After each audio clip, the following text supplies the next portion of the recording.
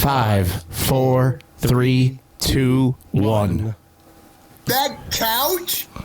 That's like a homeless person's nightmare. Huck it. It's the Gnar Couch Podshow. Full sense stupidity from head to toe. Gnar Couch is the gnarliest. We're bumping that shuttle like it's baby making time. The Gnar Couch Podcast is for people of scum. 4 riders, dust clouds rise, stunting under Utah skies. What's up, Couch Crusher? I love that you brought it back this week. You gonna do that thing? He's always, I got him. I could do it even better. It's usually keyed up, man. Yeah, you don't need to do it now. He did it way better. Yeah, he did it way better than I could have. Everything better than the actual thing. Mine was way better. Make a Corvette sound. It depends. Is that what a Corvette sounds like? Okay, a boomer's driving a Corvette. Boomers driving? Yeah, a boomer's driving. It has a muffler on it, and it's an automatic.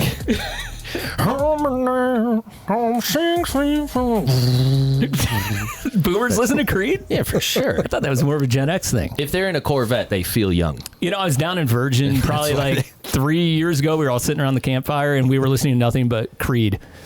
There's You nothing remember that wrong night? with that. Were you there? You were there, right, Jimmy? I was there. Right. So it's not like the I boomers remember listening that to Creed. night for the It's rest of my life. whatever else. It's because you guys aren't Gen Z. I'm technically Because I Gen think X. I'm technically millennial. Yeah, I by mean- like a year. I'm in that zone. Yeah. So it went Gen X, and then one more year was millennial. I'm like enough of a millennial that I'm upset about it, and I never claim it. Well, and your brothers are all Gen Xers, so you're technically a Gen Xer, right? Your older brothers? Yeah. Yeah. Do you So ever, like- technically, yeah. That You ever does see- explain a lot. You ever see those posts where like it's like the Gen Xers are like we're the generation that just didn't give a crap, and then it's like why are you making all these posts then? Right? Shut up. Sounds like you're giving a crap about Right. what you're claiming Yeah, not to don't you- give a crap about. He's agreeing. Go back to the closet your parents put you in. My mic's cutting out. I feel like It just did, yeah. I'm more sorry of a about- boomer than anything. Yeah. I'm a boomer at heart. Yeah. Yeah. Well, no, because you're not like ruining everything. I'm pretty good at it. No, I think you're more Gen X. You're ruining it for you, not everybody else. Yeah, is that That's Gen that X. the You're difference? definitely Gen X. We got a great guest tonight. Oh my God, I'm so stoked. This was I'm the one. excited. Rob goes, I'm nervous. And if you're on the show, we'll have it up. But you can watch him eat food right now. There's not many. He's people. eating. Oh, that's You what know. people come for. Yeah. That's why they're here. It Normally, looks good, too. normally it's bikes, but tonight it's food. We'll have to ask him. That'll be our first really good question. What are you having for dinner? It looked like a dino nugget. Looks like he's having something of the Asian fare with some sriracha. I like that you said fair. Before we get to all that, let me remind you that you can go to gnarcouch.com and you can read all of our articles there. Also, you can check us out at Patreon, patreon.com/gnarcouch. And for $4.20 a month, you can get an extra hour of this show. And you get the full show from the minute we start recording until the minute we are done recording. Not only that, we also will, what else are we doing with, there was one other thing I wanted to mention with that, and I can't remember what it was. I think we're going to move. Oh, this- it's that we do the show like right after we get done, so you can get the show the night of or early like the next 5 morning minutes after. Yeah, and we're it's directly up. Didn't you want to consider moving something to the Patreon? I'm only? highly considering moving the link to the show to Patreon only, so only patrons can come in and be a part of the show. I think that's fair. I It's kinda like something, that. yeah, Dedicated. a little extra something for them Yeah. that no one else gets. And they'll get the whole show anyway. They So get the live show. Right, and they can sit here and watch Cam McCaul eat his Asian fare. When do I start? If they want to share the link with their poor friends, Then they can. let them in. They're peasants. This is like ripping CDs in 1999. or Napster back in the day, Yeah, like this is- old Napster. Yeah, this is the Napster of podcasts. When are we putting my show socks on Patreon? I put you licking your feet on there. Oh, you did? Yeah. Oh, This is more like Fapster. Jesus. Yeah, so join us for as low as $4.20 a month. Also, check out our friends at TRP. Who has TRP brakes? Raise your hand. Me. Oh, that's everyone here. do. All right, I have them on both of my bikes. Do you have them on all your bikes? I do. Do you have them on all your bikes? No, because I had the OG goodies, the Hwhips on my downhill bike. Okay, don't say their name during the read. Sorry. Man, amateur hour. Right I said here. OG goodies. My new brakes are TRPs. When I ask if everything's TRP, say yes. I went from Just lie. I went from the crappy Hwhips to TRPs. I like. Okay, now we're talking. Like I said, now we're talking. I'm just gonna talk crap on companies we want sponsorships from, and once they start paying us, I'll start saying nice things. I like that idea. I'm still going with that. Yeah, check out. My TRPs are okay. They could be better. If only they gave us more TRP. If only they gave us more breaks and more discounts. If we could try harder to use them, we would know more. Also, Highland Cyclery. Cyclery, yes. Cyclery. Don't forget about them. And we crank it over here. Crank Brothers. The Crank Brothers. And also, don't ever forget EXT. Oh, and EXT now, too. Wow, there's so many people who actually like what we're doing. I know, it's crazy. Insane.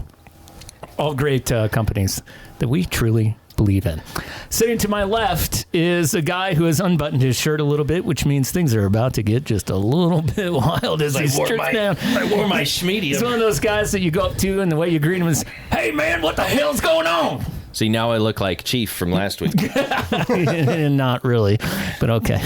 Just better. Just not He strong. complimented my vein. He does. He's got a good arm vein on his on his right arm. Good vascularity. Yeah, great right arm vascularity. Right arm only. We can continue the rest of this conversation in hour 2.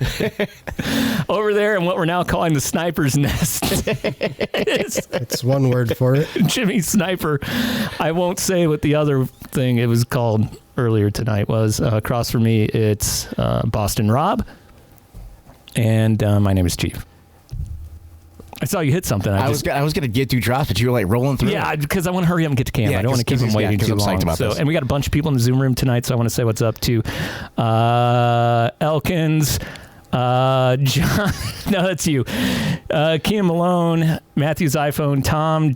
Let's see. I don't think I can even see all of them. And Bill Buttlicker. Bill Buttlicker. And everyone else who's in the Zoom room. Thanks for being a part of the show tonight. We love that. So usually I don't do this. We just do like an intro, or we do an AI intro, or Rob does an intro. But tonight, special for Cam, I've made a musical intro. So everything that you would want to ever know about Cam McCaul is in this intro right here. Our guest tonight is Cam McCaul. He is a professional freeride mountain biker. He was one of the early pioneers of competitive slopestyle mountain biking. He was slopestyle at the Crankworks Festival in 2005. He finished second in slopestyle at Crankworks in 2006. He competed in Red Bull Rampage many times. He rode for Trek for 22 years. He was their first sponsored slopestyle athlete. He is now an announcer at Red Bull Rampage and other major mountain bike events. He has been taking shopping bicycles over very large piles of dirt. He was hesitant to appear on the No Couch Podcast for a long time.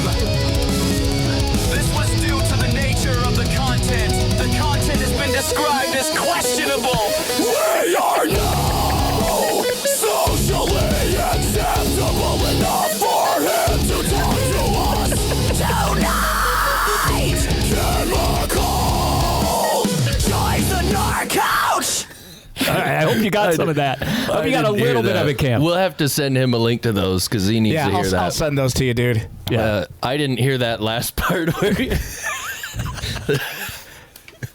that was good. The socially And now, acceptable. can I talk now? Yeah, you can talk all you want. What's going on?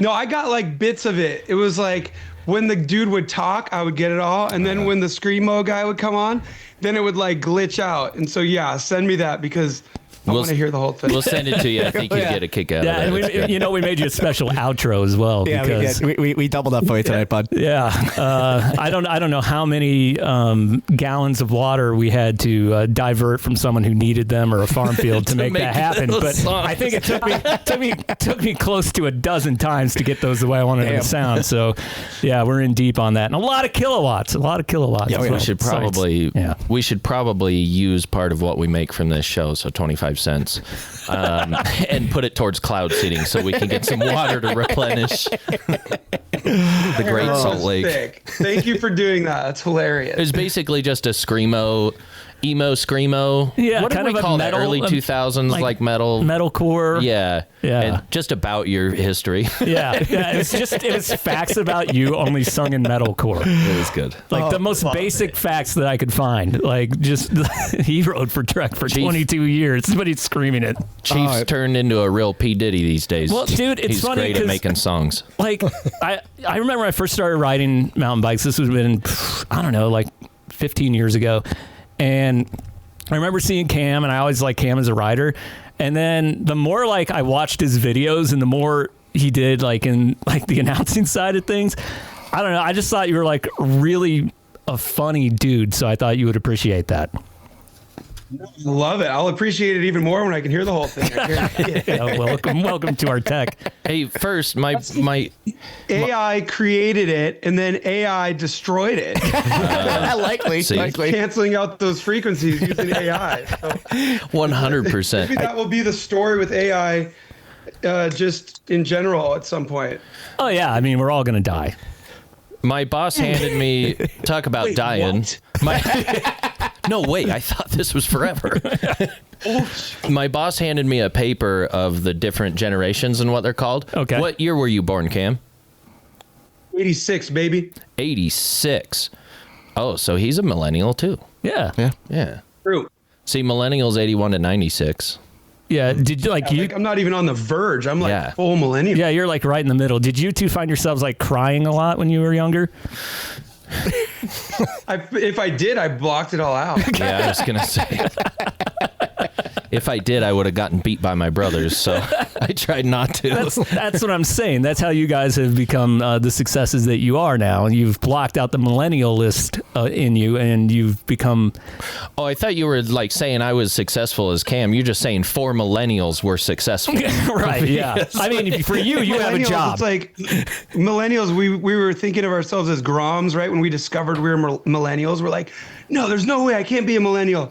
But like the millennials, like the last generation that still just forgot that they cried about things, right? Like you just said, oh, did you cry about that? I'm like, no. Crying? How does that feel? The ones that came next, they bask in the cry. Yeah, like they sit there and they want to tell everyone about it. Like, hey, stop talking about that. I don't want to talk about all these feelings. Yeah, which we have talked about our feelings with past guests. Yeah, and people love that part. That's No, when I'm I sure go we will. silent. I'm sure we will at some point. Yeah. I'm just talking shit. Do you, Rob wants to ask you, I want to ask him for you. Do you remember when you met Rob? Oh, God. Would it have been a TDS? Yes, it was.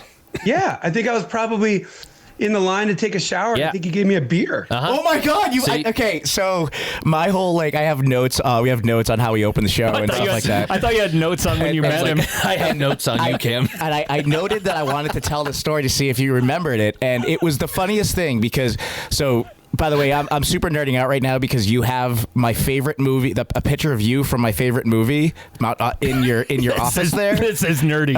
It's super nerdy, right? From Follow Me, right there. I think it's Follow Me, right? I had my hand, the wrong hand, but I got it. Yeah. So I didn't recognize you when I met you. That was he came and grabbed a beer out of your cooler, and then you walked up like right as he was starting to walk away, and you're like, "Oh, who was that?" I was like, "Oh, Cam McCaul." He's like, when I go and steal beer from somebody else's campsite, I try to disguise myself as somebody else in case it doesn't go well. You walked up to me, you were like, "Whose truck is that?" I was like, "It's mine." He's like, "Ah, nice rig, dude." He's like, "Is that a Coors Light?" I'm like, "Yeah." He's like, "You want a beer?" He's like, "Yeah." He's like, "They're over there." And I went over and talked to Rhino, and I was like, That was the year it was after my friend's wedding, and there weren't a lot of drinkers there, and I had those two huge ass coolers just stacked full of the whole back half of my van. I had to put air in my airbags. Cam kind of pulled like much beer. Cam kind of pulled like a hot girl moment on you, though. He's like, "Oh man, that thing of yours is really nice, but like, can I get a drink?" I like your truck. Is that beer? Oh my gosh, is it Coors Light? I've heard of those. What are they like? Oh, it's awesome. Yeah, that was fun. It was, and then the next day I chatted with you a little bit again. It's been fun, dude. Like I'm gonna give up my nerd moment. It's really cool to be able to meet be able to have this be the vessel for me to meet people that I really looked up to in mountain biking.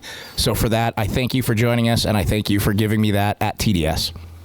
Well, shit, thanks for having me, and thanks for that beer. Yeah. It was a memorable meeting you experience that I will look back upon fondly.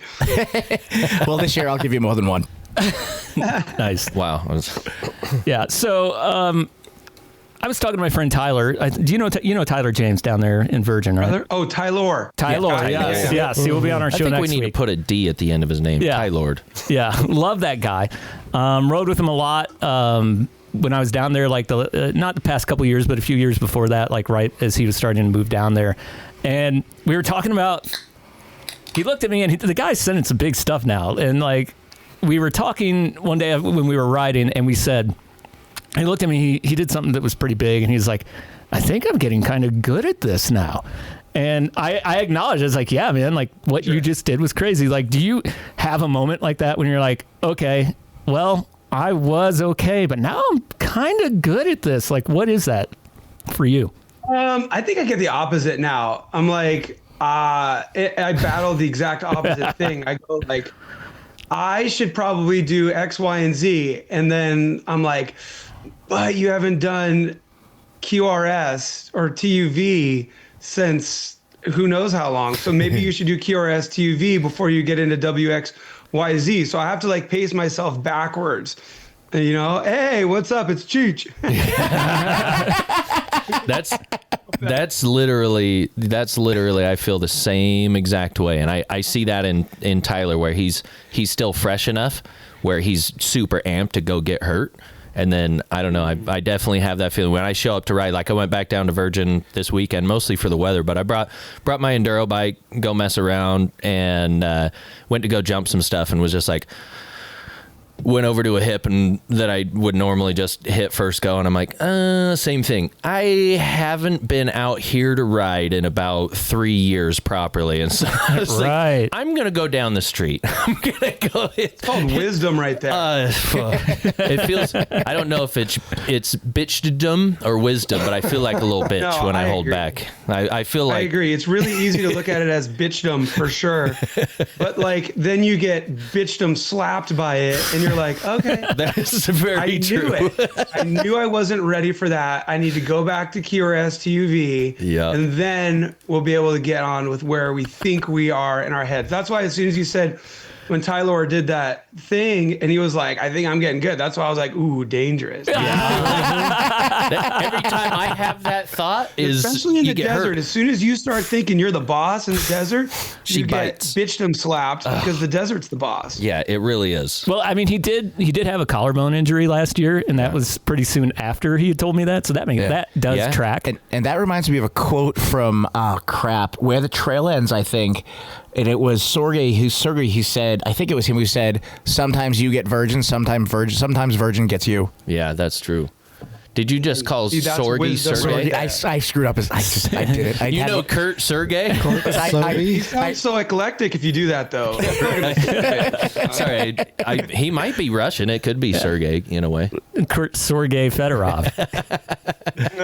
Yeah, he's a hockey player too. Oh, you pulled up. Well, Tyler has done a bunch of other stuff, I feel like, earlier in his life. I think he was probably into other sports that hurt you, so he probably knows. He knows deep down. That's why he's probably like, ooh, I think I'm getting good at this. Like, what do I do now? Right. Yeah, no, he's super athletic. Like, he's a real good skateboarder too. Yeah. Yeah, no, we're looking at the not bad intro scene of you getting sprayed in the face. That with was the hose. one of the best parts. Was the slow motion in the face.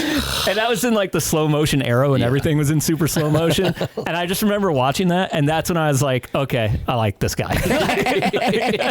Because it's so ridiculous. And like, I don't know, like, you know, the mountain bike career is obviously cool, like, but the things you've done after it with your personality, I think, are like almost what draws me more to watch you at this point.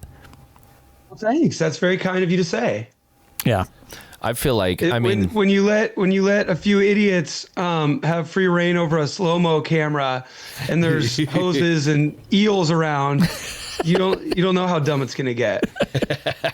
See, I feel like I'm just young enough, like younger than you guys enough, where McCaul, when we were like actually riding, not when I was a kid, because he's only a handful of years ahead of me, but when we were like, you know, teens and on, when videos would start coming out, like movies like that. And I remember one video that I always remember, because it was one of my favorite jumps to hit too, was was it called Sweet Morning Light?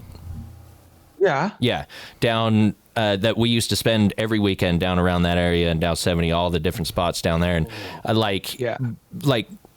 I would sit there, and McCaul is like the god of mountain biking for me. Like, we would sit there and watch videos. We would sit there and just be like, oh man, that was sick. Did you see that? When it would come out, and we would literally, there were some, like, we'd go ride in those areas, but there's been probably 4 or 5 times I've like intentionally hunted down a feature that I saw in a video that he did, and like went to go do it. And like, before I drop in, we were the first generation to be able to do that. When you go to drop in, before you were just dropping in, but we had service out in the desert, and I'm like, I'm watching this real quick. And I watched it fucking 10 times over. I'm like, he just goes full speed. I mean, he's just going full speed. I guess that's the speed. And it was like a weird roundabout way of like getting a speed check from the best there was, and like just the creativity and everything. Because that was, I mean, I'm sure you're familiar with Aaron Chase. That was the time where like watching Aaron Chase's old edits and videos, man, just the creativity from those times.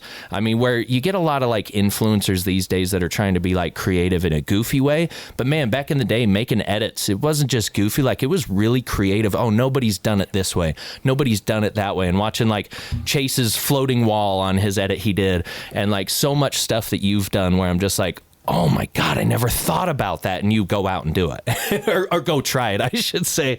But yeah, he's a huge idol to me. I mean, one of the big reasons I got into free riding back in the day in the first place. It was sweet. So Aaron Chase has always been one of my favorites as well. Like, I was the kid growing up and getting every chain reaction video as soon as it came out, and then going into the chapters and not even watching the movie first, just going straight to Aaron's segment and just watching that first, because just something about the way he approached the whole thing was like very appealing to me. I was like, this is what this whole thing is all about. It's guys like him, guys like Kurt Voorhees, and I could not agree with you more about that. He's been a really close friend. And I pinched myself thinking that I was the kid who would like fast forward to his segment, watch it, and our friends. Like, he was just here in Bend 2 Mondays ago. He came and surprised me for my 40th birthday. No way. I had no idea he was coming. That's awesome. And my wife put together this surprise. I landed from New Zealand at like 11:30. And then dilly-dallied for a little bit, and then we're like, all right, let's just go bowling with some friends. Get there, and there's tons more friends than I was expecting, and I'm scanning the faces, and there's Aaron, came from New Hampshire. Yeah, oh my nice. God. That's so cool. So then his flight got canceled because of all the storms back east, so he had to stick around for another day and a half. So I took him out to Jamie Goldman's house, do some pit bike riding, and then we went to K1 Speed, did some go-kart riding and stuff like that, and we got to catch up, and it was just awesome. But I want to go back to the stuff you're talking about out in Utah, watching videos and finding those segments.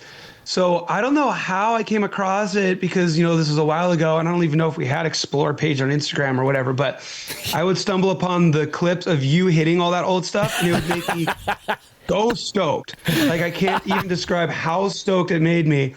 And I would, save those clips, and then I feel like did we meet in France, or was the first time we met like at TDS, and I like said your name to you? Somebody was talking about James, and I'm like, oh, James Perry? Because I'm thinking like, oh, the guy who goes out and hits all those stunts, and you're like, yeah, that's me. And I was like, oh, it's you. What's That's awesome. I think it might have been TDS. I'm trying to think of where. I think it might have been. No, but the very first time I met you was when I was digging out at Rampage, and then Dick Finn, old gem of a human, he was like, hey Cam, he went and sent that hip like that thing, and you're like, no way, how was it? And I was so stoked at how like you asked like, you know, like, how was it? And I was just like, well, I just went full speed into it. And you got so excited. You're like, yeah, exactly, right? It's perfect. You just go too fast. Which specific jump was that? It was the one. That was that, like, ravine gap left hip. Oh, yeah. The one from Rad Company. It was like door fling and sink. I think so. That one? Yeah, where you, like, literally clip your foot on the right side as you're taking off of the jump. It's like carved out of the hill right there. I want to say it's that same one. It's not over by newfound. Now I'm completely blanking. It's in like Virgin. Okay, yeah, got it. Yeah. My brother rebuilt it recently. Okay, and rode it too. Yeah, okay, it's that one. I was thinking you were talking about a different zone. Yeah, that one's crazy. That's cool. That's why I got so stoked that you hit it, because I had hit it one time and crashed, and then the next time I hit it was successful, and then I was going up for more and I had a flat tire, and so that was that. And that was it? Yeah. But my brother rebuilt it recently and sessioned it for a project that he's already shot that hasn't come out yet. But like, I'm stoked that thing goes well, you know, like it flows. Yeah, and, it's crazy. It always makes me stoked when somebody finds those features and re-rides them. Yeah, that was one of the features that, like, when I saw your reaction, you had gotten super stoked about it. And it was like, because when you're running into it, you're just going, you feel like you're going way too fast because you're just going full speed. And I literally, on the video, I clip my right foot on the right wall. The last two times I hit it, I clipped it like as I took off, and like was like just like out of the rock, buzzing it. Yeah, and I think I hit it like 5 different times, just one after another. And the first few were like kind of sketchy, but I was like, this feels so good. I want to hit this pocket. And the last two, I like pop up, hip. And then when you set it down in that pocket, you just would hit and take off, and it was the best little catch ever. That was a ton of fun. It was like a little bush that you aim for, too, to hit the right spot of the landing. Yeah, because you like aim for the bush, you land, and then you go just left of the bush. And it's like a proper sized bush. You wouldn't want to be in it. I just love like free ride direction. It's always fun. You know that bush? Yeah. So you want to be between the sun that's directly in your face and the bush that's just slightly to the left, and then you're going to pedal as fast as you can. Just let her rip. So take 3 or 4 pedals and then 2 brake dabs and then another half a crank, and it should be perfect. Those are Rhino instructions and there. All those pedals and brake dabs are just so you have something to do. You get bored otherwise.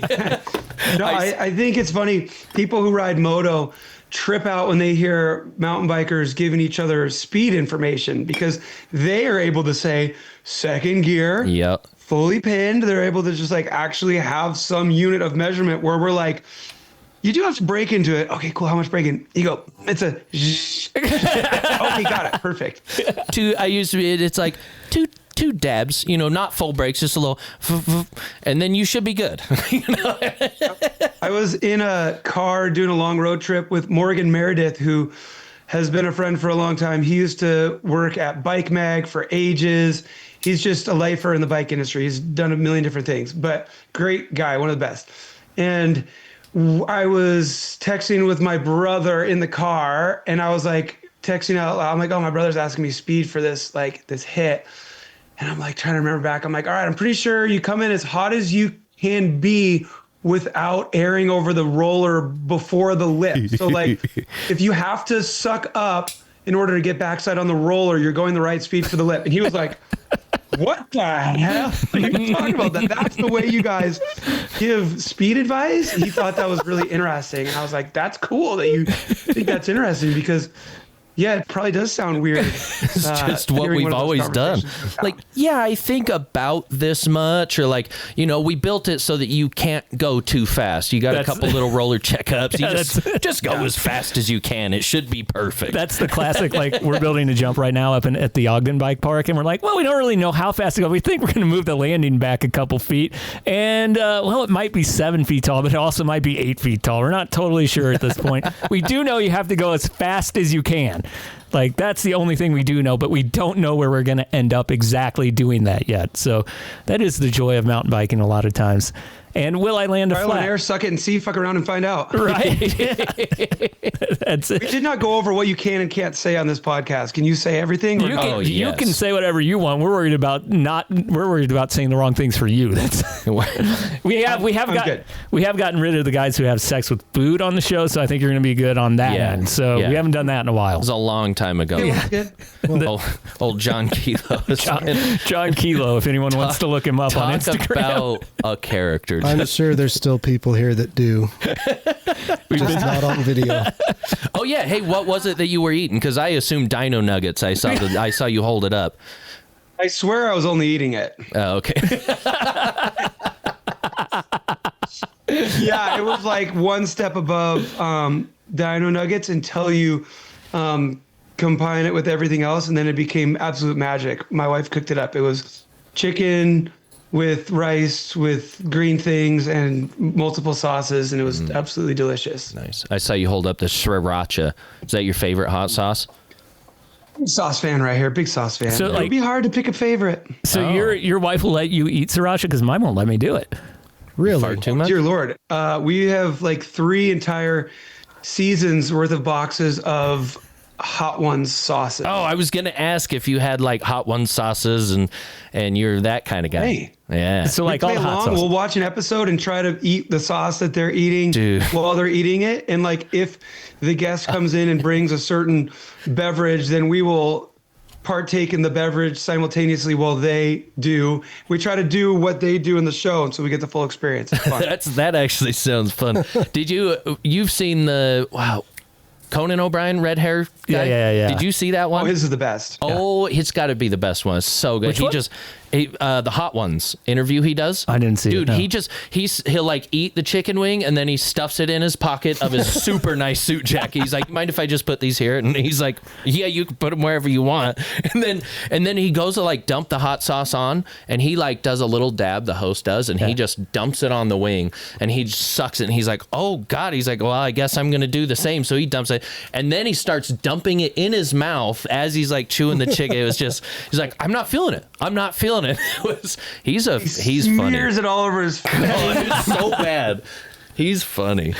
Yeah, like other hot fun. sauces don't do it, but like something about sriracha, like I don't know if it's like the garlic in it or whatever, but my wife says when I sleep with my mouth open at night and I roll my head back and she's like, sriracha garlic just starts like emanating from like deep down within your gut and it fills the whole room and she will not let me, she doesn't let me ever have it anymore. So one thing she's not cool about. I smell like onions when I eat a lot of like beef and onions or stuff. And you wake up and like you ever like worked really hard and you just passed out, you didn't shower and you wake up and you're just like fresh cut onions. It almost makes you cry. Yeah, I like being around a chick. Schnozberries taste like sugar. Right? A good onion smelling person is great. And like You love the oniony smell, huh? Yeah. And then like the BO people, they're both good. There was this one girl I knew, she smelled like onions. I think all she ate was onions. I think that's all she had. She was super lean. She was really fit. I won't say who she is, but I will say that everyone, including Cam, probably knows her in some way, so we can talk about her later. Smells like onions? It smells like straight up onions. When we smell it, we'll know. Yeah. We'll send out a sample. I think you could. I think she Just moved be to at Oregon. like some bike event and we'll be like, it was her. Now I know. I think she might have gone pro in some kind of moto at some point. Oh, Jay Prizzle says, send him some Dean's Keen's unclean peen sauce. Oh, yeah, you don't know about that, do you? Yeah, we have a guy that makes hot sauce. Yeah, we have a listener who makes hot sauce and sends it to us. So good. It was named Dean's Keen Unclean Peen Sauce by the people who listen to the show. Look at Cheech. That's who he was talking about, Cheech. Don't worry, nobody on YouTube can see him, so I you love just that they get call the it treat. Eric Cheech. It's awesome. Give you 3 guesses. Yeah, Only need one. when him and I ride in a work van together, and we had a manager at one of these places call us Cheech and Chong once when I had my long hair and everything. It was really funny. Nice. Do you have an actual serious question that you want to ask Cam? I did, but I had to fix technical difficulties here. I do, and I was gonna do a talk before this instead of just asking the question. You know what? I think this segue's better. I wrote this question because it kind of hit me. I was like, this is something interesting to ask. When you think about your younger self standing at the start of your career, what do you wish that version of you understood about the journey ahead? Absolutely nothing. I think ignorance is bliss. I think it would have been far too confusing to understand anything. That's a great answer. That's actually really poignant. I like how short the answer was so that we can get the podcast over with quicker and he can get back to eating. Great. Can we answer more of those questions that quickly? Oh, yeah, baby. Yeah. Awesome. On the announcer side of things, I don't know if you know this, but I used to work in broadcasting myself. Tell, actually. I was like, it's either the mic or this guy's fucking good. Clip that and play that forever. And I'm interested in like the behind the scenes and like all the stuff that goes on at an event like Red Bull Rampage. Like you got so many moving parts going on there. Like what's happening in your headset and how are they cueing you and all that stuff? Like, are you getting to kind of talk off the top of your head, which I think you would be really good at? Are there things that are like, oh man, don't say that, Cam? Because a lot of times we watch and we're like, man, I think Cam had a chance to really be funny there, and he might have missed it. And then I'm like, no, I think it was in his head, and he just didn't say it because he can't. So what's going on in all that behind-the-scenes stuff? Depends on the year. So there have been years where I'm like sitting in the host chair, and when you're sitting in the host chair, you're getting all the direction from the producer. So you are doing the juggle. When you're in the analyst chair, you have a bit more freedom when the stage is handed over to you. But with that said, we have a pretty busy desk there. We've got a lot of people at it. So you got to find your moment and get in. And then if you're not in when something happens, then you got to just kind of keep moving on. So it's hard to say without knowing specifically what circumstances, but there is definitely a show flow that you got to stick to. But that's what makes it that much more fun when there is a moment where the stars do align and you can just say whatever you want. Yeah. Right. Have you ever had like an oh shit moment maybe it didn't turn out to be anything? You're like, wow, I shouldn't have done that. Yeah. One time at Crankworks, I was asked to keep it a secret that Emil had broken his hand and just started getting back on his bike like 3 days before the competition and like riding in the parking lot.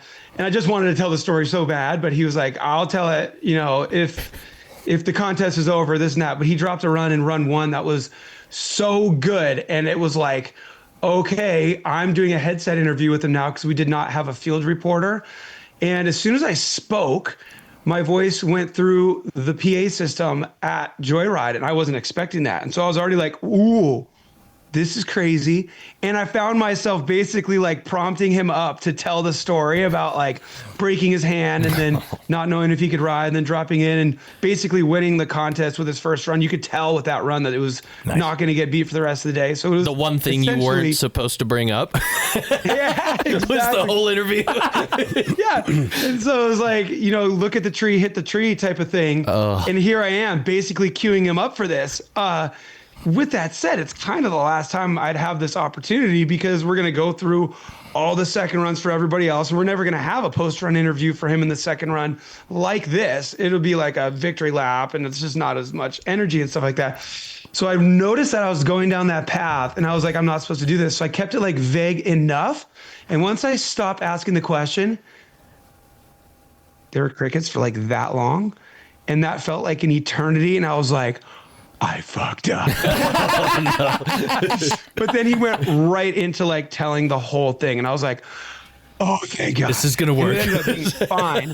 But that feeling of being surprised that I was put live to the house and then realizing I was saying the one thing that I was trying not to say, look at the tree, hit the tree style, I felt really grateful that it worked out. Nice. Yeah. I'm glad it worked out too. Do you ever just like look at those guys, especially Emil or someone like him, like Tim Bringer maybe, and like just say, dude, this has come like a long way. This is at a level when like I wasn't even expecting to see. Yeah, I feel like we talk about that a lot for sure. I mean, I 100% agree that. agree with that sentiment.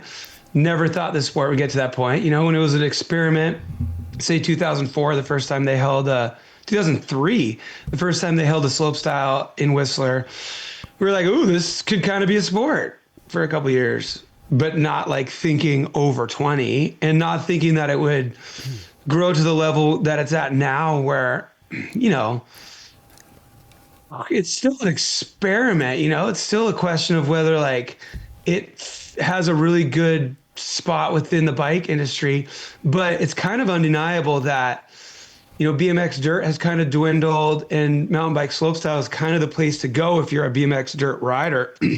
Maybe there's some BMX dirt riders that would be like very much in disagreement with that sentiment, but like, look at David Godziak. He's got X Games dirt gold medals, and now he's like the man in slopestyle, along with all the other people who could be considered the man. You know, you got Emil, Tim, David Godziak. I feel like Nikolai's still right up in there. Caden is like gonna be unstoppable at some point. Yeah. And I'm probably forgetting people. Like Fedco just won his first, which is cool to see after like so long. But I never thought it was gonna like stray so far away from like the direction I thought it would go, which I'm like is kind of a bummer. But I also never thought it would get to the level where people are doing the tricks they're doing. I always thought that stuff was going to be reserved for BMX. What was the level like you thought it was going to go to? Like where did you think Not that was the at? level, but just the direction. Yeah, I'm sorry. That's More terrain oriented. Okay. Yep. Okay. I think most everybody in our generation of riding thought that. I mean, everybody's kind of gone through. Everybody our age ish has gone through like watching Rampage from the start, or even being a rider and going out and riding that stuff and it being more terrain oriented, and the guys that could throw tricks was like a little sugar on top type of thing, and you'd still throw some tricks here and there, but that wasn't the focus. It was like, hey, I'm going from here to there, or like I was talking with finding the features Cam did. I wasn't trying to do the tricks Cam was doing. I was trying to hit the features he was hitting because they were unique and like tricky and hard to get to. And, you know, and I feel like that's whenever you see people bitching and moaning about the, you know, the Rampage judging and this and that, you'll find half of them are like, oh, they should have gotten a better run for their, you know, for their tricks. And the other half are all the old heads, dummies like us, where it's like, oh, it's just, you know, that wasn't raw enough. Like that was just a packed in run the whole way. That's not Freeride. Freeride is this. But the crazy part about Freeride is it's nothing in particular. It's whatever you make it. Yeah. So you can't be judgmental about it. I agree with that 100%. But yeah, I think you're right. Like I felt it when you said like more terrain oriented. I mean, did you see like Rampage going more just like bigger drops, scarier lines more than tricks back in the day? I don't know if I thought much about where I saw Rampage going back in the day. I knew after I did my first one, just personally, that it wasn't for me. I was like, all right, cool. That's not what I want to do. And so I didn't go back. And then they took the 5, 6, and 7 break for 3 years. And then they were bringing it back in 8. And I had been filming out at the venue it was going to be held at. And I was like, yeah, that's cool. No, thank you. I don't want to do this. Not my thing. Like, I was happy to go out there and film and just like do my thing, you know, like take your time. My thing really fit like right in between slopestyle and Rampage. That was like my Goldilocks zone. And so at that period of time, slopestyle was very much still like something I was like really fired up on. In Rampage, I was pretty dead set, like convinced that it wasn't for me. But going out and filming in those zones, I was like, that is for me. And then they put out a teaser video for the 08 Rampage. They called it Rampage The Evolution. They put all these killer shots in there, and I was like, all right, you got me. I want to be in there. So I did a few more of those before. Yeah, I did a few more of those before I decided not to do it. But to answer the question, I never really gave a ton of thought about where it was going. And if I did think about it back then, I'm not sure if I would have imagined it getting to the level it's at right now. Both of those sports have evolved in an insane way, and both of them have evolved towards the most mega tricks you can possibly do on those features. And like the conversation about what Rampage should be is just like a really silly one, because if you go back to these same venues year after year after year after year, well, there's you're going to have to up the ante every single year. And so how do you do it? You're not going to make the mountain have something that it doesn't already have. You're not going to make new big mountain lines there. Those ones are natural. Therefore, you can't create new ones. So what can you create that's new? It's more dialed, trickable features. And so that's the way you're going to evolve your riding to win the event. Everybody wants to win the event. Yeah. So for people who say like, oh, there shouldn't be as many tricks at Rampage, it's like, well, guess what? People want to win the event. They're going to do whatever it takes to win the event. Tricks give you points. Yeah. That's, Tricks give you points, man. I think that's like every extreme sport though right now. If you look at like what's happened in skateboarding in like the past 20 years, it's like completely insane to see people doing like these runs that they're doing in like the contests. And first off, like contests suck, whatever, like street skating rules. Yeah. But yeah, same thing in like skiing, snowboarding, all this stuff, like what we just watched even in the Olympics was like that just was insane. not happening 20 years ago at all. I was watching Shaun White watch the half pipe, and I'm like, this guy used to be the best in the world, and now he's watching these kids do shit that he never even thought was possible, and he's probably just like, holy, like you see him just like open mouth clapping, like holy shit, they just did like a perfectly rotated quad snopple drupal floople lip perfectly. Dude, a fupa flip. When I was watching, when I was watching, they were hitting the transitions better than I hadn't watched the Olympics snowboard event in at least a few years, and I was wondering if you'd catch that. But I've been watching at least 4 years. But I've never, like, from when I had last paid attention, I'd never seen them like hit the transition so perfectly. Their heads weren't even bobbing. They'd hit and they just go spin 4 times in the air. Every single cut, no head bob, no nothing. It's just, the level of it's just wild, and it is kind of funny hearing that too from Cam, because it kind of snapped to me too. I was like, it's like, yeah, Cam, like, even though we were free riding, we'd be watching Cam's videos, and I don't know, I feel like maybe, Cam, maybe it's your fault that Rampage has gone slope style. Maybe you're the one that did that, because Cam was a slope style guy. Like you said, he was slope style, but then he went out to the desert and was riding the free ride stuff, and he'd take his slope style feel to it and stuff. Yeah. I never realized you were the original problem. So anybody wants to bitch about it being slope style, it's Cam McCaul's fault. I would love to take full ownership over that, but I'm pretty sure you could delete me from the equation. The same thing would have happened. I agree. You get the little Seminuk out there in 08, dude. Yeah. first time through, and you're like, okay, cool. Well, that's going to be the competition now. And, he won a bunch of other ones. I think that thing you said about Shaun White, watching the current crop of super pipe talent, I think that's sport, right? And that's beautiful. I think evolution of sport, it doesn't matter. What are you doing over there, Cheech? Evolution of sport is a thing no matter what sport you're talking about. And I think, he took himself off. I think those gymnastics, Olympic sports, they started a certain way, and then they got to a certain point, like figure skating probably did the same thing. And people like use those as like bad words when they're talking about like our action sports. They use gymnastics like a bad word. They use figure skating like a bad word. And it's like, okay, well, guess what? Like, you can have a competitive discipline. It doesn't define the culture. You can still have all these things exist. You can still have these things be the reason why you get your bike out of the garage in the morning and you go ride, or you go riding after work. If these things aren't entertaining to anybody anymore, then that's a problem. But sport at the highest level is meant to be entertainment. Obviously, it has to be monetized to even make these competitions possible. Mm-hmm. There has to be viewership enough to command the support from sponsors to create the events, have broadcasts, give prize money. So, we have a lot of really great things, when before we had a sport that was kind of road cycling, kind of motocross. Is it cross country? Are you a spandex geek, or are you a dirtbag? Is there anything in between? And now we have a plethora of disciplines. We have racing disciplines, tons of them. We've got free ride competitive disciplines, tons of them. And then we have a hotbed of coals that is mountain bike free ride culture that I think is the best thing we have going right now. And that's what we need to nurture. Yeah, I agree. And everyone applauds. Wow. Cam McCaul for mountain bike absolutely. president. Right? I think we know what we're going to use for our reel to promote the show. Jeez, that was beautiful, thanks. dude. Well, Made yeah, we're that going to so have easy. to cut it right there now.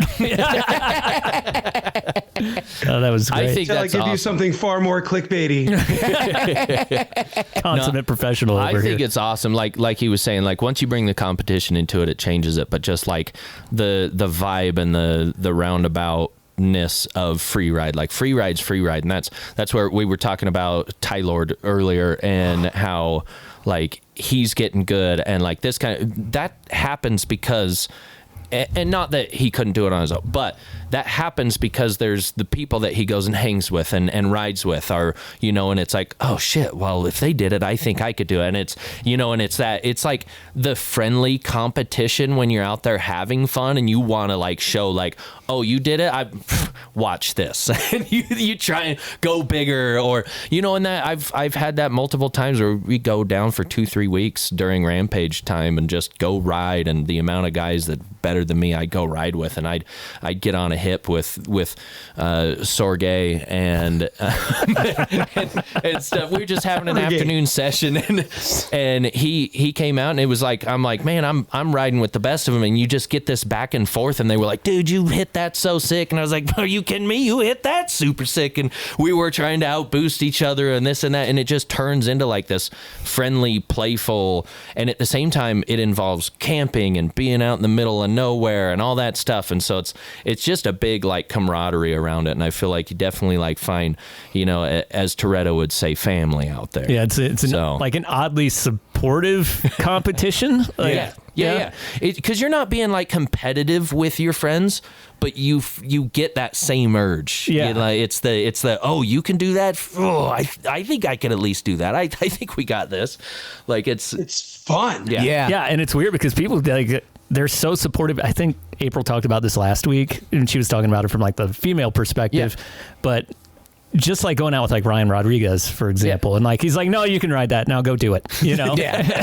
Except those directions we were talking about earlier. There's that. Okay, give just 2 brake taps and then 3 pedals and then 1 more little brake tap and then a half a crank off the lip, and that 70-foot drop will be perfect. And I'm like, I think I'm gonna come back tomorrow and look at this.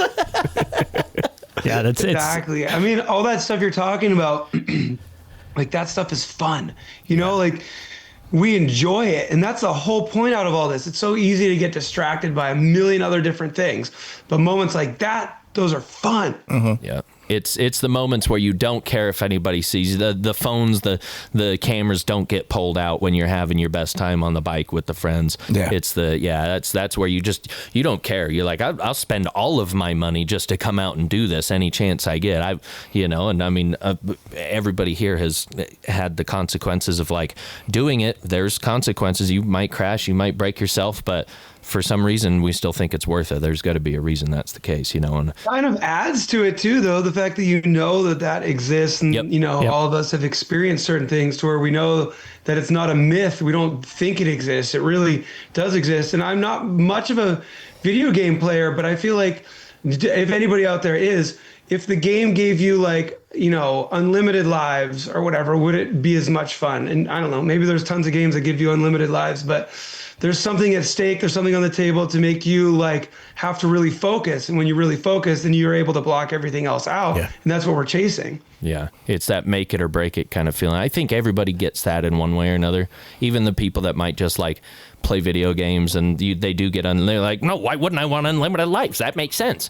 It's like, but there's some point in their life too where they have that same thing where it turns you on a little bit when you have the like, oh fuck, this could either go south real quick or it'll be the best feeling of my entire life. Yeah, I think the problem with everyone is like they've never thought they were going to die doing something. Yeah. I think that helps a person's life for sure. Yeah, like, is this the end?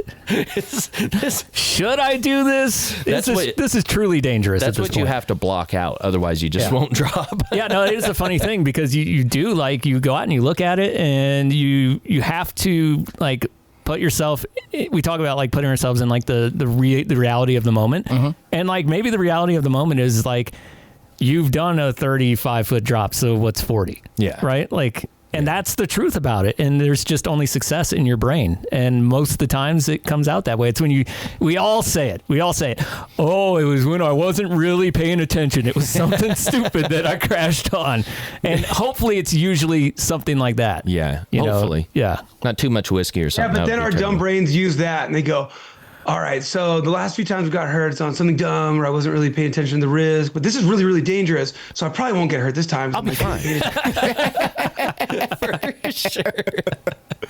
Okay, before we miss it, because I'll forget, I want to ask two things.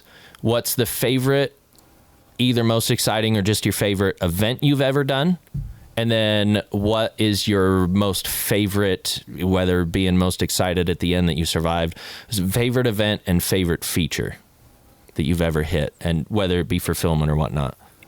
So we should go with things that just flash into my head, right? And not overthink whether or not they're the accurate, real answer. When you said favorite feature, I just flashed back to a really weird feature at Crankworks. I think it was like Whistler, like 08 or something like that. It was like you would like drop off of this ladder bridge into another one, then it would turn into a lip down. And I don't know why that just popped into my head. Like, who knows? It sounds like it'd be kind of cool once you finally like got the feel of it, where you like let go and then pump and out, and you get that pop out of it. Or I always thought it would be cool. I don't know what to do with my hands right now. I always thought it'd be cool if you built one that could do that, where you could drop off and then lip out, but also go real fast and just gap from there. I always thought that. Yeah, like a really long step down, or you could go slower and have that. Like the whole thing would probably be pretty big to be able to fit both of those things in. So maybe that's why it flashed into my head, because I'm like, oh, that should be built again, but in a way where you could ride it those two different ways. The other question was favorite event. And the first thing that flashed into my head, funny enough, it was the old Claymore Challenge. Oh yeah, Claymore Challenge at Highland Mountain Bike Park. Yeah. Those were just awesome, man. And like, they felt right. They felt real. The whole crew there that, started that mountain, runs that mountain. It was just all real, super real. That's and cool. They were great times. And so I'm going to go with the first two things that popped into my head when you hit me with those two questions and not overthink them. Yeah, there we have it. I like that. That takes me back to the Highland Mountain Bike Park and like the Claymore times, and because that was my first downhill bike I ever bought. I got on Pink Bike and found like a pretty well priced Cannondale Judge, and I sold Cannondales for a long time.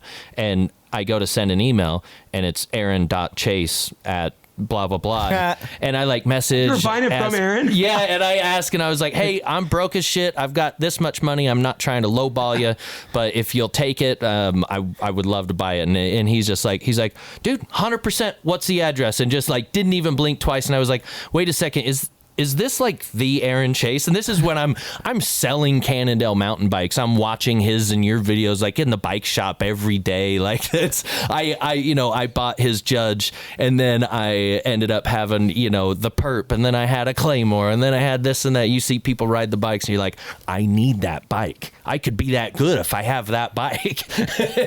But yeah, my first bike I bought was from Aaron Chase, and like the Claymore stuff at Highland, I always like dreamt of going out there when I was younger. It looked just so fucking cool out there. They need to bring that event back. Like the Claymore Challenge was awesome. I remember the mountain is still running and everything, right? Highland, Highland Mountain Bike Park is awesome. Like I was when I lived my years in between my stints in Utah, I was a season pass holder. That place is awesome. I gotta go check it out. Yeah, you gotta go. That's so we talked a bunch about filming and clips and stuff like that, and I'm kind of a mountain bike movie nerd a little bit. Like films like Rome, Seasons, and Follow Me, which is my all-time favorite movie, became legendary movies in Freeride and filming. What do you feel made those projects so special? It was everybody's willingness to like work on a project for a whole year. Maybe two sometimes. A lot of times those films were 2-year projects. To hold on to everything and, leak little pieces out little by little in a strategic way and have it all culminate with a really big fun premiere where everybody gets to view it for the first time together. And then, a premiere tour after that. And everybody gave a shit because, there wasn't so much available online to make it so you're like, well, why would I watch this when I could watch that? And I think that's what made him so special. It's awesome. I see that Jimmy Sniper has some Instagram questions for you. Oh yeah. What percent can you ask him this week? Yeah, because usually we have pretty high. to nitpick the messages. Sometimes the questions are a little risque. I'm going to go 7 out of 9 or 8 out of 9. Wow. Yeah, they're actually really good questions. That's probably the best ratio we've ever All right, had. pick like we'll see how they go. 3-ish, depending on how That fast means he like answers. 2 of the questions were inappropriate. Is that what you mean? Yeah. Right. Usually it's like cool. only 2 of them we can ask, and there's like 30 inappropriate ones, so this is great. I feel like I want to ask 2 from the same person because I like them both. I'll Okay, start do with Slick Honey Soaked Cougar. What's your favorite guitar? It's a Yamaha RevStar. I love it. I'm obsessed with it. And I'm just like when I gave you those answers, the first 2 things that came to my head, it's just I'm not going to fight it. Yeah, That's awesome. it's a good choice. And then also from him, what is your favorite best ride day of all time? Jeez. Like a layout Shit. of a day? First thing that popped into my head was just a few days ago. I went and caught one wave, went back in, changed on a wetsuit, went up to the trails, and then just had a sick ride. And like growing up where I did in the Santa Cruz area, those 2 things, when you can do them in the same day, it's a special day. And so I had one of those special days the other day, and just like finding, those days don't come around very often. So you got to really appreciate them. It was great. It's here. We get dual sport days is what we call it, but it's skiing, not surfing. Sure. I Sure. You wish can we have could those surf. here in Bend too, but Oh, that's true. those are special as well. Like if you can get a powder day and a day with good dirt, like you're doing something right. I feel like you need to do the surf, snowboard, and ride bikes all in one day. Very possible. Those stars can align. Yeah. Next one, it's from George Ryan. He says, That's George Ryan? That George Ryan. Yes. He says, What's up, George? you remember the fun times at the hotel after riding Rye Airfield Skate Park on your birthday. Must have been really fun. 'Cause I don't know having a birthday right here. Park. He asked if you I know remembered I because I went- think he knew you might not. Or he just made it up. Yeah, seriously, that No, would I'm actually. sure he didn't make it up because we used to do so many trips together all the time. And I know that I went to one of those Rye Airfield air battles, I think is what they called the competition there. And shit, it must have been in February. Yeah, George, I miss you, dude. Hey, guys, tell him I miss him. Is he listening still? Oh, it was just on Instagram. He's not here. He'll hear it though. cool. Yeah. Maybe one more? Yeah, do one more. Okay. My beer's done. Hey, Rob, this is the actual Coors Light that you gave me. I I've been saving it for The whole time. He's been Right thinking here. about you ever since as well. Every night. I'm on the Montuckies What's right wrong with now. this thing? Ugh, it smells spoiled.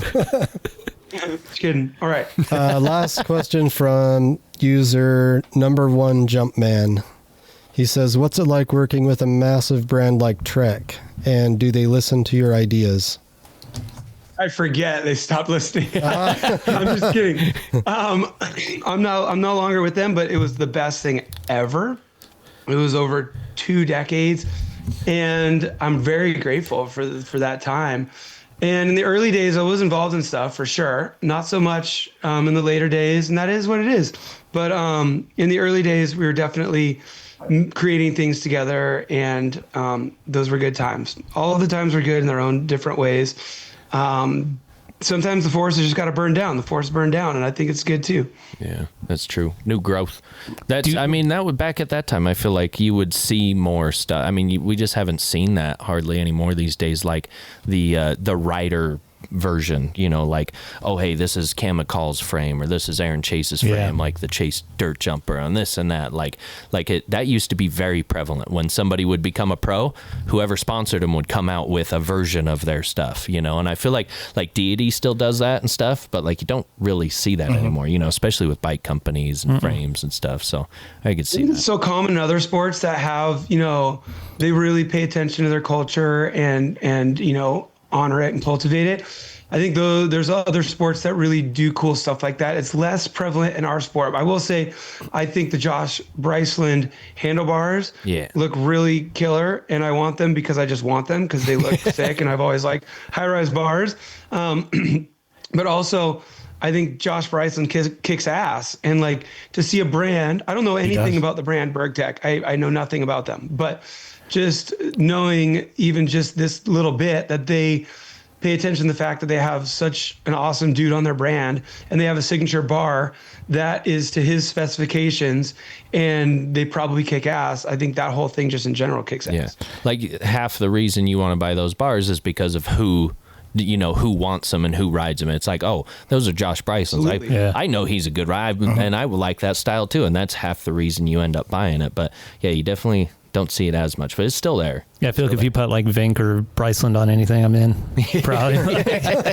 Count me in. I'll take. Just like, buy those things, right? Like we think it's cool, and we think we wish more brands would do stuff like that. So let's buy those things. Yeah. Right. So those brands are rewarded for being awesome and paying attention to the culture that we have, rather than just thinking they know everything. I do wonder if part of that is just like the financial aspect of it, because that's so prevalent. Again, I will revert to my alma mater of skateboarding, and it's so easy to make a deck for someone, right? And you can make that in like a massive quantity. It doesn't cost like a lot of money. Yeah. And then if that person happens to leave the team, it's not like a big deal. People are still going to, buy the decks. And they don't have like the technology, doesn't shift as much in a sport like that. So I think maybe it's a little, you know what it is, easier. Or they just hate the riders. That's what it is. It's a commitment issue. It's a commitment issue. They're like, oh, if we build something that has his name on it and then we want to fire him, what are we going to do with the 10,000 we have in our warehouse? Handlebars are a little more safe, right? Right. Yeah. All right, we can do that. Yeah. But like a bike, it's going to be obsolete in a season anyways, the way things go. Yeah. Yep. So it makes sense that they don't do that anymore. And how do you know how many to order, stuff like that? But find ways to do it. There's ways to do it, right? And some brands do, and that's awesome. What do you got from our Zoom room? Before I ask my last question, I have to give a comment from from Bill Buttlicker in the Zoom room, and I agree with this comment. Bring back Cam McCaul vlogs, more slope Durocross. Yes. Yeah, more slope Durocross for sure. I love me some slope Durocross. We did those when we had tons of riders in town because there was an event here. There was Proving Grounds Prineville. Yep. And so it's like, all right, well, we have everybody here. Let's do this thing. And so, we haven't done one for ages because we haven't had that event or any other event that brings a ton of people through town. But maybe there will be an opportunity to do something like that in Pacific City, because I think what's going on there, it's just going to be a big magnet. Like, I think it's going to feel similar to when I was growing up in the Aptos area, and it'll be a magnet for all the riders to come. And, Virgin gets that right now. It's a magnet for all the riders to come when the weather's right. And maybe there'll be an opportunity to do some sort of slope Durocross shenanigans on the Oregon coast at some point, because for that to work, you need the characters. That's the main part of it. You can't make the dish without all the ingredients that the recipe calls for, and the key ingredient in that recipe is the character. Absolutely. That like those two slope Durocrosses that you made videos for were two of the most entertaining mountain bike funny. YouTube videos that's ever been done. Yeah, they were great. I feel like it goes with what Matthew's iPhone said a while back. He said, quoting Cam before I ever drop it, and I say out loud, "No heart, no Pop-Tart." Yeah, that's great. I don't remember that. I'm trying to think of where I heard it. I don't know. I was wondering if maybe you know. He's out building Freeride trails in Iowa again. Apparently you said it. Now he thinks about you every single day. Nice. Apparently I had a birthday party in New Hampshire. That's a lot of skate park too. Bonked your head a couple of times. What they say That'll about happen. mountain biking is you might hit your head. I've done that a few times. With being at Trek for 22 years, was it?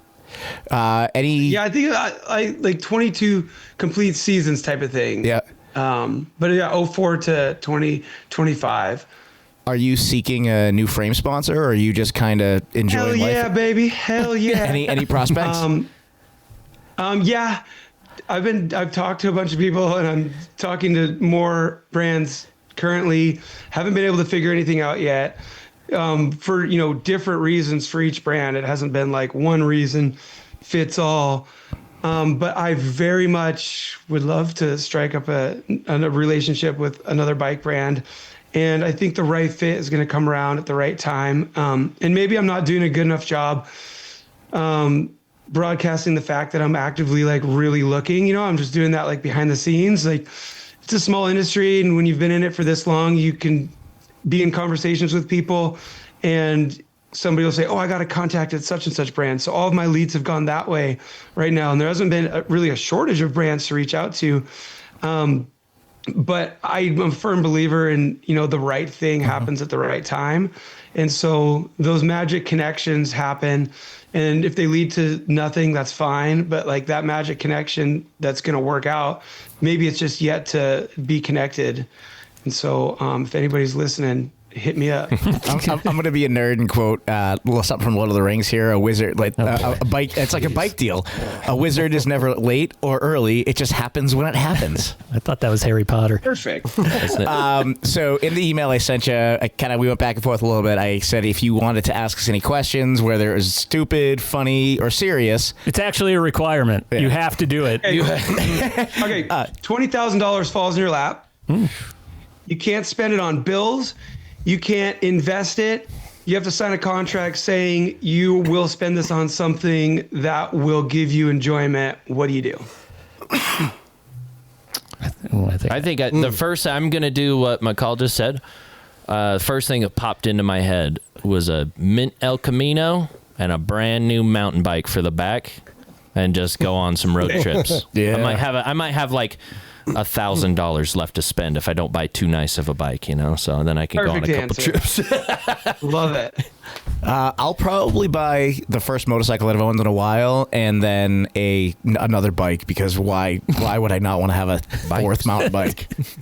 Like I want a motorcycle again bad. Jimmy's face. you can see his confusion through his sunglasses. This actually comes back to a conversation that you and I had about driving our cars fast and how fun that is. Mm-hmm. And I've been telling my wife, I was like, whatever the next car I buy is, it's going to be fast and fun to drive. Period. Yeah. Like my little red vet, 20 Gs. So something along those lines, like I thought immediately of your vet, or if I could like get into like a little turbo 4-cylinder that would be fun up in the mountains. It's perfect. That I won't kill myself with. I have a BMW convertible for sale. Way less than 20,000. We're talking 2,000. That's with. I love how you guys are taking this questions as business opportunities for your friends. Like, you just got $20,000. I have a few things you might want. But that's it, without it. Or if I could do like that. You guys are basically, you're all going to get the $20,000 and you're just going to end up trading ship. I'll actually, what I'll do is I'll buy Jimmy's Yamaha and ride that. Oh, hey, then I'd have you got the right friends right there. Or $25,000. Yeah, then I have 5 extra. Yeah. Jimmy, what do you do? When you guys ask for more. You're like, can I have more? Why is it only 20? No, I think I would go similar to JP, but I would buy a Fiero. Oh, nice. And put a Pontiac Fiero and put in a supercharged V6. Yeah. And then put a hitch for a bike rack on the back. Nice. Yeah. See? It's a great idea. See? Chief? Perfect. Oh, yeah, no, I said mine. Yeah, you did. Okay. Yeah, I would do that. fun I mean, car. if I had 25, I would get like a shitty old 2-door Jeep to go with it to just drive up in the mountains. Nice. That's what you could do. Yeah. Well, it's what's nice 25. You ever read the book Give a Mouse a Cookie? I'm not giving them a cookie. No glass of milk to go wrong with the 20K. I was gonna say because 20K is not that much. With 20K, I could have a year's worth of not worrying about what I bought for lunch while I was working. That sounds pretty nice. That's good too. Right? That's why you got to bring your lunch to work with you. Except I'd be fat as shit and drunk all the time. I don't think you get fat. I've tried. Right. I don't think Are it we works. ready for the next question? Oh, there's another one. Oh. Wow, I like this. Yeah, let's do it. Oh my God, are you kidding me? Okay. Any of you guys have any artistic talents? Depends on what that means. Not really. Yeah, I mean, I work on things or. I write poetry. Oh yeah. He does write the baiku every week, so yeah, he's got some. I can play the trumpet, and I was starting to learn how to play the banjo. I guess I do some writing. Yeah, you write. You love writing. Okay. Mm-hmm. All right. question. I used to Right. play multiple instruments. Now I don't. Rob's just a DJ. Now he plays the skin DJ flute. Fred. DJ Fred. This plays the skin flute. Okay, Okay, cool. the last one, or maybe there's two more. It just depends on where you're at. What's your favorite non-bike thing to watch on YouTube? Oh, that's easy. Car content. I love Cletus Yeah. McFarland. Love Cletus McFarland and those guys out in I Florida. was gonna say cars and trucks generally come up the most for me. I think. With me right now, it's dirt bikes. It was Y-Files, but now it's monster trucks. Because of Jesse. I do get into kicks of watching like buildings demolished. That's a good one too. Ever since I was a kid, I thought that was Yeah. cool. That's why the first time. But I know like all the monster truck names now, thanks to my 2-year-old. Dude, going to Monster Truck Rally is so much fun. You got to go to the can't- World Finals, dude. I can't wait. They Are you have 'em going? here. They have them here all the time. You know what my kid does when he wants to watch it? He points at the mantle where the remotes are and he goes, rem, rem, rem, rem. So awesome. cute. Okay. Another one. You got another one? Yeah, these have all been non-bike related, so I'll do one bike related one. Out of all the different types of videos that exist now that are bike related, what are you hoping for when you open up your internet machine in the morning? What kind of mountain bike content are you hoping to see? See, that's the stuff that I was talking about earlier, and like I don't know if you've ever had the same feeling, but where you feel like you've lost hope. You know, I'm getting just past that age of losing hope. I'm starting to see more light at the beginning of every tunnel, meaning each day, and but I like the uniqueness, like what we used to really look after. It wasn't necessarily the trick. When somebody pulled a trick, it was sick. But man, you pull up a video and somebody does something unique. I just watched DJ. I just watched a video right before we Love his started, videos. and it was just a clip of him hitting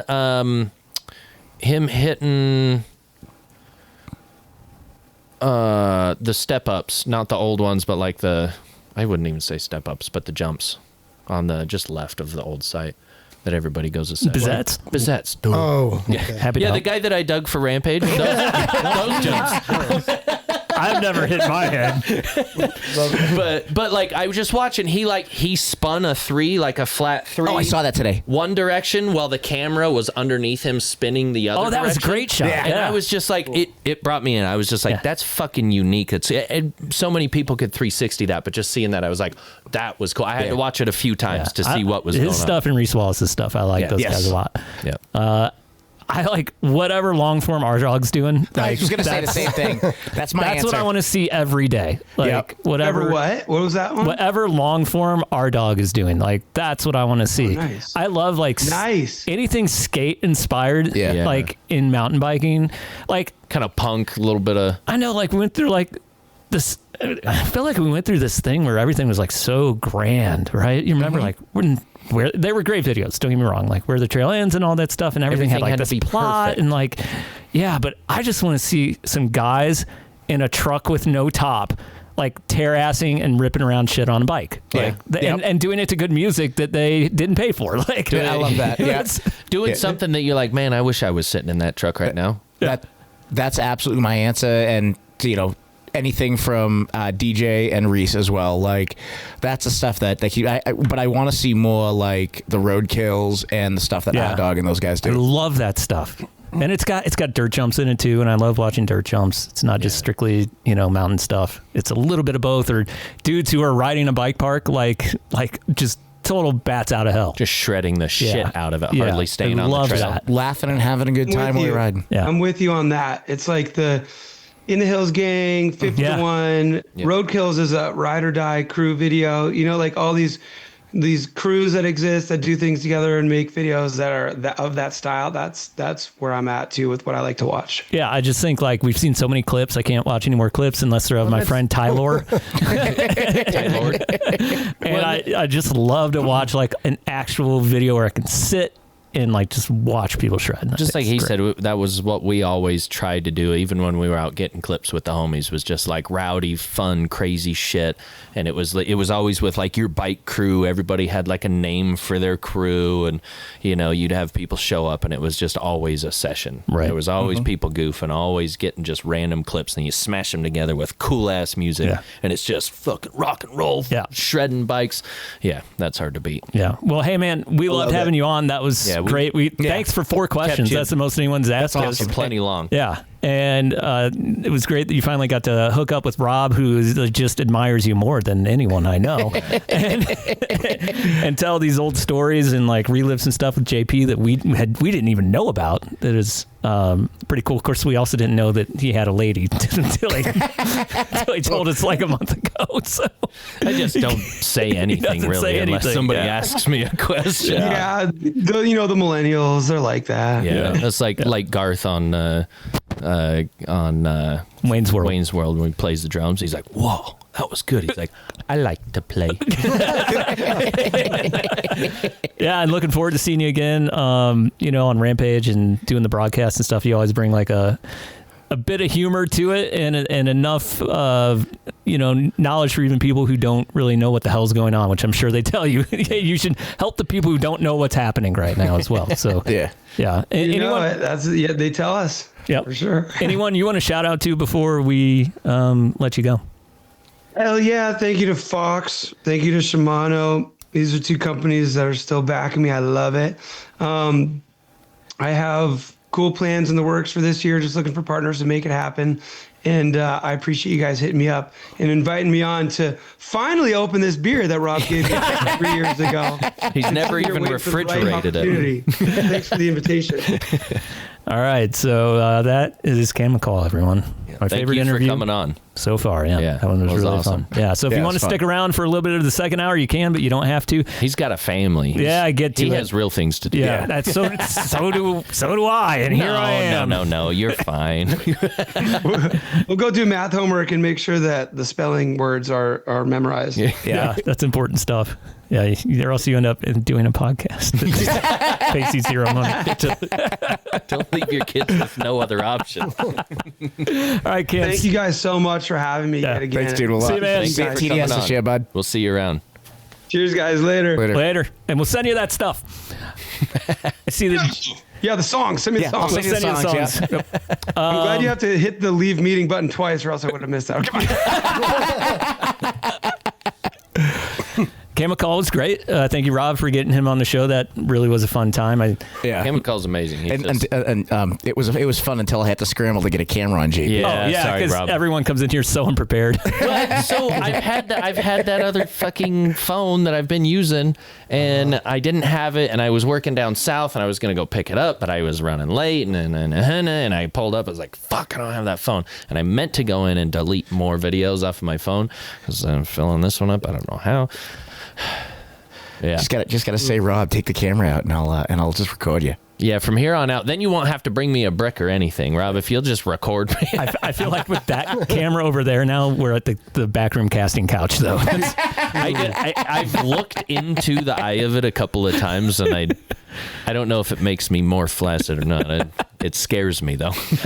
Jimmy has on Baiku, and when Jimmy has on Baiku, that means, or he has on Blizz, and when he has his Blizz on, it's time for a Baiku. Yeah, sorry. It's getting late. I've been up since 5. Cut me some fucking slack, guys.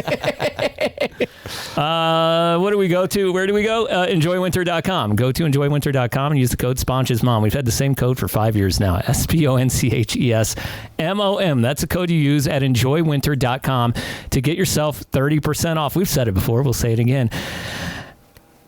We'll get you 30% of the way off. You have to get yourself the other 70% of the way off. Wait, what do we say? Sponch's Mom gets you that way? SponchesMom. Everybody knows. I feel like there's a crash after Cam left. Like I was just like, okay, now I'm tired. Yeah. So yeah, head over to enjoywinter.com. Use the code SponchesMom for 30% off. Here comes Jimmy. The following Baiku is based when your Hwhips get stuck and sueys look like seizures, you're in the flaw state. When your Hwhips, I didn't say it like that. The flaw state. That's amazing. When your Hwhips. What word weird? Thank you, Jimmy. That was beautiful, and it is very true for everybody in this room. I hate that. You can be riding, having a good time, and then the moment passes. All of a sudden, braking bumps are extra harsh. Yeah. Yep. Any comments or anything you want to read from the Zoom room since my computer died? Oh, it died. I didn't realize that. They were talking about bring my love. Talking about love the East Coast love. Anything inappropriate tonight, or were they pretty behaved? They were, for the most part. Yeah. Somebody said something. I was showing you a super pipe. That was Eric. I was showing you a super pipe. And then Eric said, going to get sushi, love you all, but Rob can go fuck himself. And then I said, Rob would never miss a chance to fuck himself. I saw that. We also had JP just ran like a girl. He had to go potty. I did run out pretty quick. I didn't want to miss Cam. He's a good time. Yeah, that was fun. And then putting a Chevy LS into a Fiero. Yeah, we were talking about what we do with that would be the ultimate. I could see Jimmy doing that for sure. It's small too, man. He's so good with his hands. Well, you just have to use the North Star V8s from the Cadillacs because they're front wheel drive, so you can slap that in the back of. You could, yeah. There you go.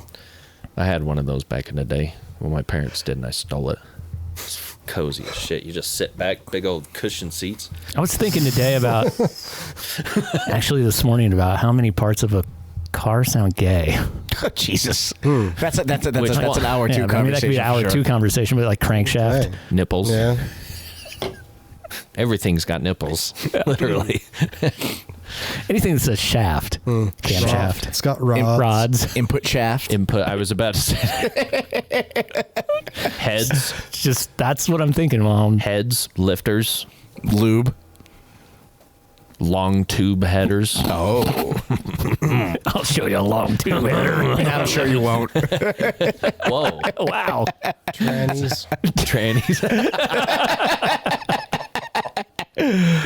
What a great show that was. Okay, hour 2 is coming up. Don't forget to check us out at gnarcouch.com. And if you are not yet and you want to listen to hour 2, go to patreon.com/gnarcouch, and you can do so for as little as $4.20 a month. And I had our Patreon pulled up. Someone complained. I want to bring that up. Oh, yeah. He said that you did not read his text. We did not read his text on the text line last week. I was like, we read all the text on the text line. Yeah. Didn't we? Well, you scrolled up far enough that I saw roast turkey. I saw the butthole. Yeah. Yeah. And I told him the worst part was it was just the bottom of it, too. And it was like, it was just like, bleh. He says, if I'm paying for this, you should read my text or whatever. Don't. It's your podcast. And I said, you kind of sound like a girl right now. Wow. I sound like my high school girlfriend. Wait, who is this? Oh, who was it? Now you don't remember. He's going to be even more offended now. Yeah. And I'm sorry to... Patreon. We had one question that I think someone wanted to ask Cam, but it's on the floor. She's just cleaning the floor. My computer died. What was that? Something about cleaning floors? How did Eric get unmuted? Because he rejoined. Yeah, He's right, fucking eating sushi. Anything else we need to do before we head into the Patreon show? Shout out to our lovely people who help us out. Yeah. Thank you to people. Thank you to TRP, Highland Cyclery. Thank you to Crank Brothers and EXT. Mm-hmm. And enjoy Winter and Blizz. So thank you to all of those people, and make sure you visit all of their websites. We put them up in each one of our posts whenever we post a new podcast.